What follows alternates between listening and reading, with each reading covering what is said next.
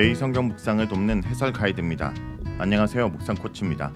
함께 읽고 나눌 말씀은 사무엘하 18장 19절에서 33절까지 말씀입니다.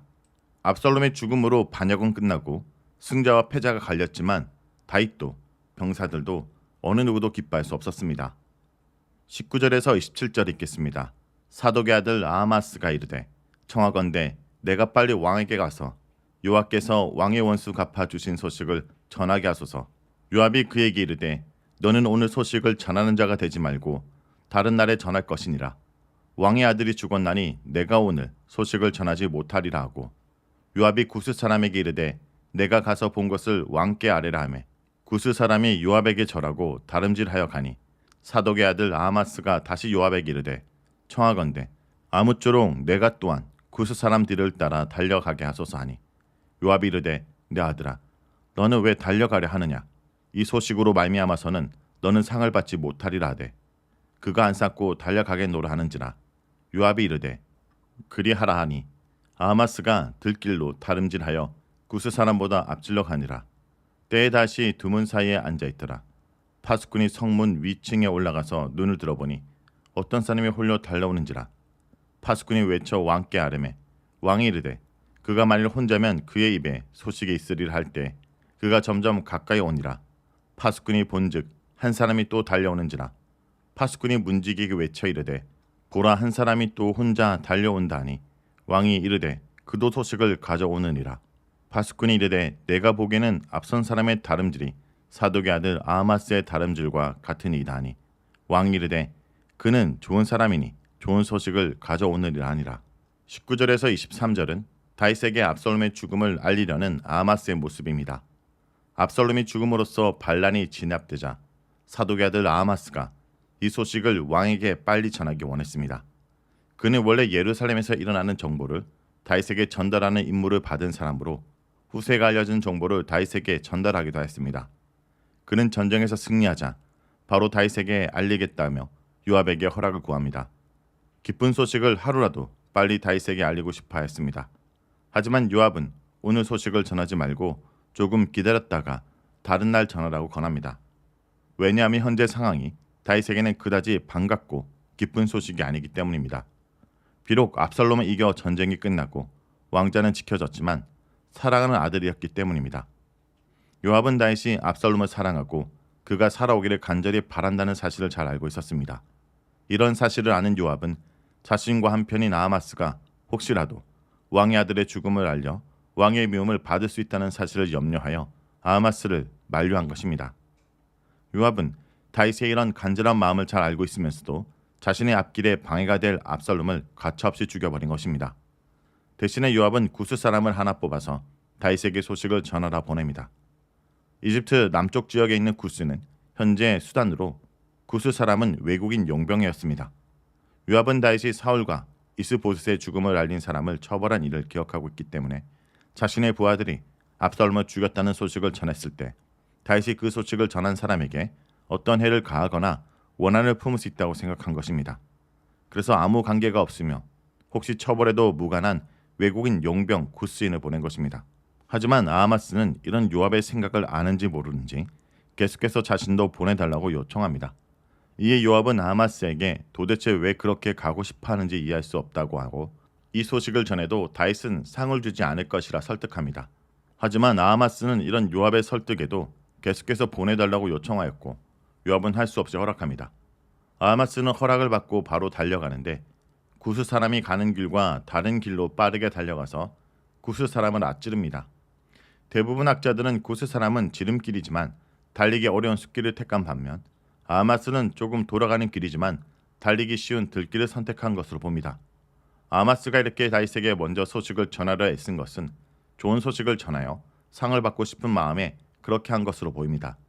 후에 그가 자신에게 불리한 정보는 알리지 않는 것을 보면 이런 그의 생각을 분명히 알 수 있습니다. 요압은 이런 아하마스의 생각을 모르고 말린 것입니다. 24절에서 27절은 다윗이 전쟁의 소식을 기다리는 모습입니다. 그때 다윗은 성의 두 문 사이에 앉아 전쟁과 압살롬에 대한 소식을 기다리고 있었습니다. 마침내 아하마스가 마하나임 성 근처에 나타났고 성문을 지키는 파수꾼이 그를 발견하게 됩니다. 누군가 혼자 열심히 달려오는 모습을 본 파수꾼은 다윗에게 소식을 전달하기 위해 사람이 오고 있다 보고합니다. 고대 전쟁에서는 사람이 소식을 전달했기 때문에 먼저 사람을 보내어 승리와 패배 소식을 알리고 그 후에 본진이 왕궁으로 귀환하였습니다. 이렇게 한 사람이 열심히 달려 가까이 왔을 때 파수꾼은 저 멀리서 또 한 사람이 달려오는 것을 보게 됩니다. 그리고 이 사실도 왕에게 보고하자 왕은 그 사람도 전령이라는 것을 알아차립니다. 처음 사람이 성에 가까이 왔을 때 파수꾼은 그가 사독의 아들 아하마스라는 것을 알았고 이 사실을 다윗에게 알리자 다윗은 아하마스가 좋은 사람이니 좋은 소식을 가져오는 것이라 말합니다. 여기서 좋은 사람이란 다윗에게 충성하는 사람이란 뜻입니다. 다윗은 자신에게 충성스러운 사람이 열심히 달려오는 것은 좋은 소식을 전하기 위해서라 생각했습니다. 이렇게 다윗은 아하마스를 희망적인 마음으로 맞이하게 됩니다. 28절에서 33절 읽겠습니다. 아하마스가 외쳐 왕께 아뢰되 평강하옵소서 하고 왕 앞에 얼굴을 땅에 대고 절하며 이르되 왕의 하나님 여호와를 찬양하리로소이다. 그의 손을 들어 내 주 왕을 대적하는 자들을 넘겨주셨나이다 하니 왕이 이르되 젊은 압살롬은 잘 있느냐 하니라. 아하마스가 대답하되 요압이 왕의 종 나를 보낼 때 그게 소동한 것을 보았사오나 무슨 일인지 알지 못하였나이다 하니 왕이 이르되 물러나 거기 서 있으라 하매 물러나서 서 있더라. 구스 사람이 이르러 말하되 내 주 왕께 아랠 소식이 있나이다. 여호와께서 오늘 왕을 대적하던 모든 원수를 갚으셨나이다 하니 왕이 구스 사람에게 묻되 젊은 압살롬은 잘 있느냐. 구스 사람이 대답하되 내 주 왕의 원수와 일어나서 왕을 대적하는 자들은 다 그 청년과 같이 되기를 원하나이다 하니 왕의 마음이 심히 아파 문 위층으로 올라가서 우니라. 그가 올라갈 때 말하기를 내 아들 압살롬아 내 아들 압살롬아 차라리 내가 너를 대신하여 죽었다면 압살롬 내 아들아 하였더라. 28절에서 30절은 전쟁의 승리를 전하는 아하마스의 모습입니다. 아하마스는 왕에게 오자 샬롬을 외치고 땅에 엎드려 절합니다. 평강하옵소서라는 히브리어로 샬롬입니다.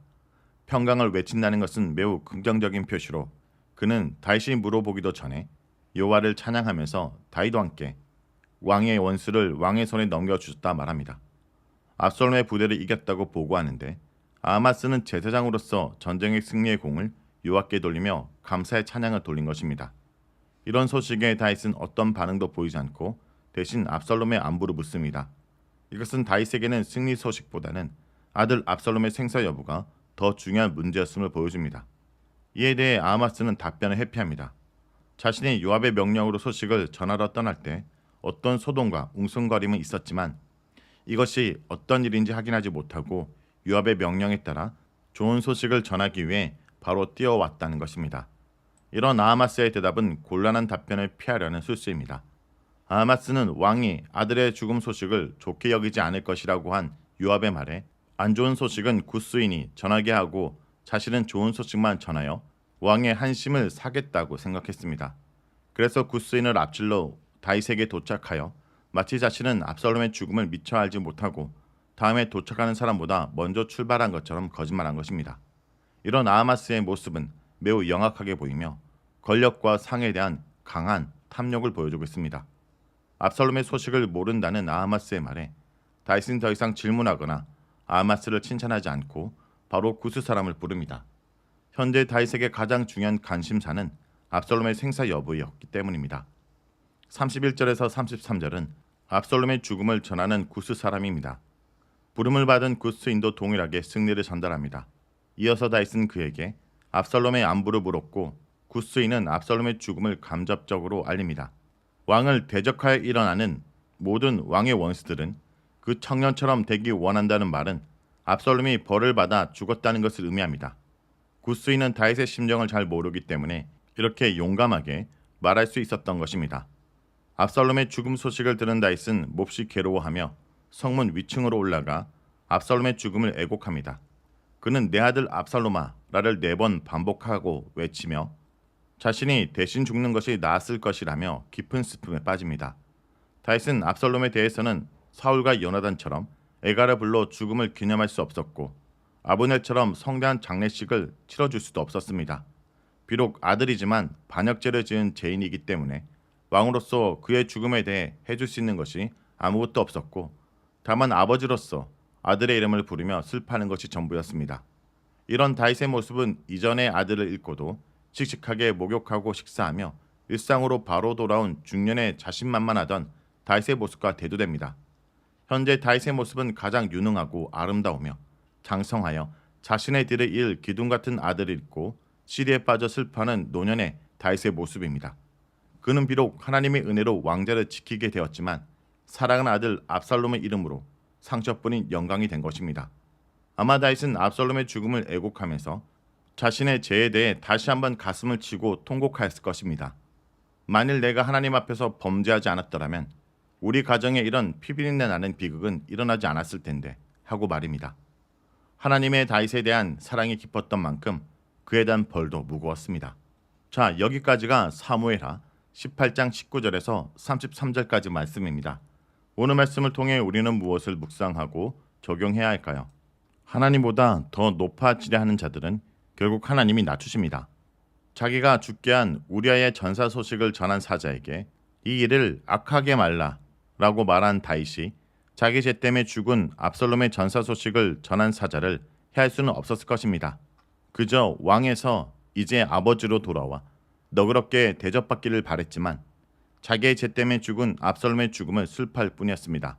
바세바의 사건을 통해 죽은 어린 무명의 아이와 첫 번째 아들이었던 암놈의 죽음과 이제 이어 가장 사랑했던 압살롬의 죽음은 이스라엘 왕은 아주 잠깐이라도 열방의 왕처럼 자기 권력을 남용하여 백성의 것을 취하고 하나님보다 더 높아지려 해서는 안 된다는 것을 분명히 보여줍니다.